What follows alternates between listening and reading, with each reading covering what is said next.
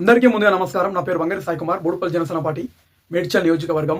పృథ్వీరాజు మాట్లాడుతూ పవన్ కళ్యాణ్ గారి గురించి కొద్దిగా తప్పుగా మాట్లాడడం జరిగింది. తెలంగాణ రాష్ట్రంలో శని ఆదివారం డిప్యూటీ సీఎం కి ఏం పని మాట్లాడడం జరిగింది. తెలంగాణ నీ అయ్యా జాగిరా అని అడుగుతున్నా ఈరోజు నేను. యువన్ జాగిరి తెలంగాణకి వచ్చి ఎందుకు ఉండాలని అడగడానికి మనం ఎవరు అని అడుగుతున్నా ఈరోజు నేను. అవగాహన లేని వాళ్ళు ఈ మాటలు మాట్లాడతారు.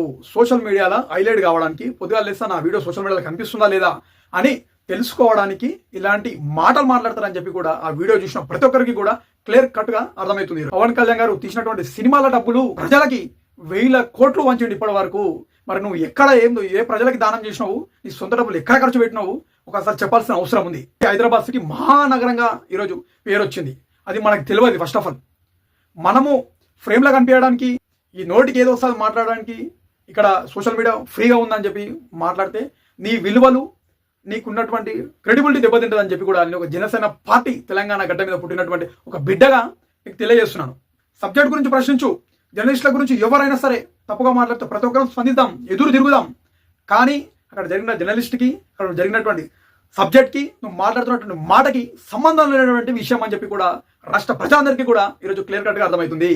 పవన్ కళ్యాణ్ గారు ఈరోజు సనాతన ధర్మాన్ని కాపాడదాం, సనాతన ధర్మాన్ని అందరూ కాపాడాలి, భారత్ మాతకి జై అని ఈరోజు పవన్ కళ్యాణ్ గారు ముందుకు అడుగులు వేస్తుంటే ఈ ఇష్టం వచ్చినట్టు చిల్లరమలర మాటలు మాట్లాడి ఫేమస్ కావాలనుకుంటే మాత్రం ఇది ప్రజాస్వామ్యంలో కరెక్ట్ కాదని చెప్పి కూడా నేను ఏ వయసులో చిన్నవాణి కావచ్చు నీకు తెలియజేసుకుంటున్నాను. ఎవరు ఏడుండాలి, ఎవరు ఏడి పోవాలని చెప్పడానికి మాట్లాడితే తర్వాత నువ్వు ఓడివిరాబే అని అడుగుతారని చెప్పి కూడా మినిమం బేసిక్ నాలెడ్జ్ లేదు నీకు. అవునా కదా? అక్కడ ఉన్నటువంటి చుట్టుముట్టు ఉన్నటువంటి వాళ్ళకి, అక్కడ ఉన్నటువంటి మీడియా మిత్రులందరికీ కూడా క్లియర్ కట్గా అర్థమవుతుంది. అరే ఏం సబ్జెక్ట్ ఉందాడా, ఏం మాట్లాడుతుంది మానవుడు అని చెప్పి కూడా క్లియర్ కట్గా అర్థమవుతుంది. కాబట్టి ఏ సబ్జెక్ట్ అవుతుందో, ఏ సమస్య అవుతుందో ఆ సమస్య మీదనే మాట్లాడడానికి రా.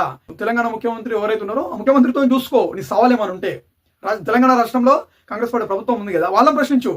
నీకు సంబంధం లేనటువంటి సబ్జెక్ట్ని తీసుకొచ్చి మాట్లాడుతున్నావంటే సబ్జెక్ట్ పైన ప్రజల మీద పూర్తిగా అవగాహన లేదని చెప్పి కూడా పవన్ కళ్యాణ్ గారి మీద మాట్లాడిన మాటలు వెంబడే వెనక్కి తీసుకోవాలని చెప్పి కూడా మర్యాదపూర్వకంగా చెప్పదలుచుకున్నాను. తెలంగాణలో ఏం పని అని అంటున్నావు, చలో ఓకే. తెలంగాణలో ఏం పని అంటుండీ, తెలంగాణ రాష్ట్రంలో పవన్ కళ్యాణ్ గారు అనేకమైనటువంటి కార్యక్రమాలు మొదలుపెట్టిండు, ఎన్నో కోట్లు ప్రభుత్వాలకు ఇచ్చిండు. కొండగట్టు ఆంజనేయ స్వామి కానీ ప్రతి ఒక్కటి చూసుకున్నట్టయితే హిస్టరీ పేపర్ తిప్పి చూడు, ఏమేం చేసినో తెలుస్తుంది.